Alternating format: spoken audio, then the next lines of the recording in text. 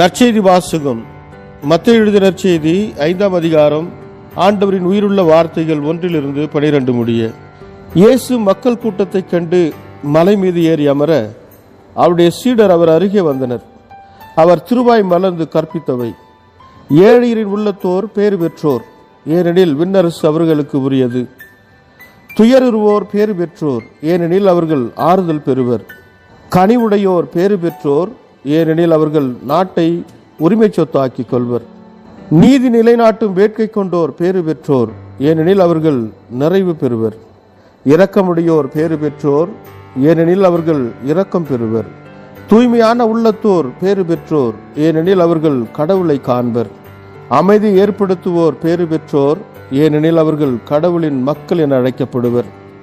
நீதியின் பொருட்டு துன்புறுத்தப்படுவோர் பேறு பெற்றோர், ஏனெனில் விண்ணரசு அவர்களுக்கு உரியது. என் பொருட்டு மக்கள் உங்களை இகழ்ந்து துன்புறுத்தி உங்களை பற்றி இல்லாதவை பொல்லாதவைகளை எல்லாம் சொல்லும்போது நீங்கள் பேறு பெற்றவர்களே. மகிழ்ந்து பேறு வகை கொள்ளுங்கள், ஏனெனில் விண்ணரசில் உங்களுக்கு கிடைக்கும் கைமாறு மிகுதியாக இருக்கும். இவ்வாறே உங்களுக்கு முன்னிருந்த இறைவாக்கினர்களையும் அவர்கள் துன்புறுத்தினார்கள். இது கிறிஸ்து வழங்கும் நற்செய்தி. கிறிஸ்துவே உமக்கு புகழ். ಮತ್ತಾಯ ಅಧ್ಯಾಯ 5 ವಚನ 1-12. ಯೇಸು ಈ ಜನಸಮೂಹವನ್ನು ನೋಡಿ ಬೆಟ್ಟದ ಮೇಲೆ ಹೋಗಿ ಕುಳಿತುಕೊಂಡನು. ಆತನ ಶಿಷ್ಯರು ಸಹ ಆತನ ಬಳಿಗೆ ಬಂದರು. ಆಗ ಯೇಸು ಜನರಿಗೆ ಈ ಉಪದೇಶ ಮಾಡಿದನು: ಆತ್ಮಿಕತೆಯಲ್ಲಿ ಬಡವರಾಗಿರುವವರು ಧನ್ಯರು, ಪರಲೋಕ ರಾಜ್ಯ ಅವರದು. ಈಗ ದುಃಖದಿಂದಿರುವವರು ಧನ್ಯರು, ದೇವರು ಅವರನ್ನು ಸಂತೈಸುವನು. ದೀನರು ಧನ್ಯರು, ದೇವರು ವಾಗ್ದಾನ ಮಾಡಿದ ಭೂಮಿಯನ್ನು ಅವರು ಹೊಂದಿಕೊಳ್ಳುವರು. ನೀತಿಗಾಗಿ ತವಕ ಪಡುವವರು ಧನ್ಯರು, ದೇವರು ಅವರನ್ನು ಸಂತೃಪ್ತಿಪಡಿಸುವನು. ಕರುಣೆ ತೋರುವವರು ಧನ್ಯರು, ಅವರು ಕರುಣೆ ಹೊಂದುವರು. ಪರಿಶುದ್ಧ ಹೃದಯವುಳ್ಳವರು ಧನ್ಯರು, ಅವರು ದೇವರನ್ನು ನೋಡುವರು.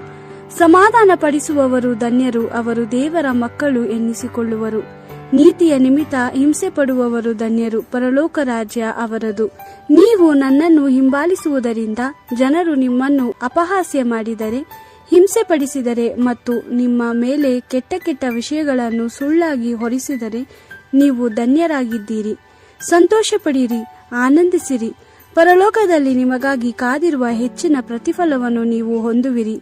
ನಿಮಗಿಂತ ಮುಂಚೆ ಜೀವಿಸಿದ ಪ್ರವಾದಿಗಳಿಗೂ ಜನರು ಹೀಗೆ ಮಾಡಿದರು. ದೇವರ ವಾಕ್ಯವಿದು. ದೇವರಿಗೆ ಕೃತಜ್ಞತೆ ಸಲ್ಲಲಿ. Gospel according to Matthew chapter 5 verse 1-12.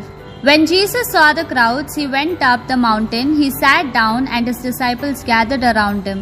Then he began to speak, and this is the teaching he gave them. Blessed are those who are poor in spirit, theirs is the kingdom of heaven. Blessed are those who mourn, they shall be comforted. Blessed are the gentle, they shall possess the land. Blessed are those who hunger and thirst for justice, for they shall be satisfied.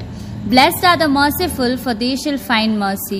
Blessed are those with a pure heart, for they shall see God.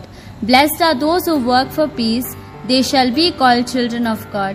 Blessed are those who are persecuted for the cause of justice, for theirs is the kingdom of heaven. Blessed are you when people insult you and persecute you and speak all kinds of evil against you, because you are my followers.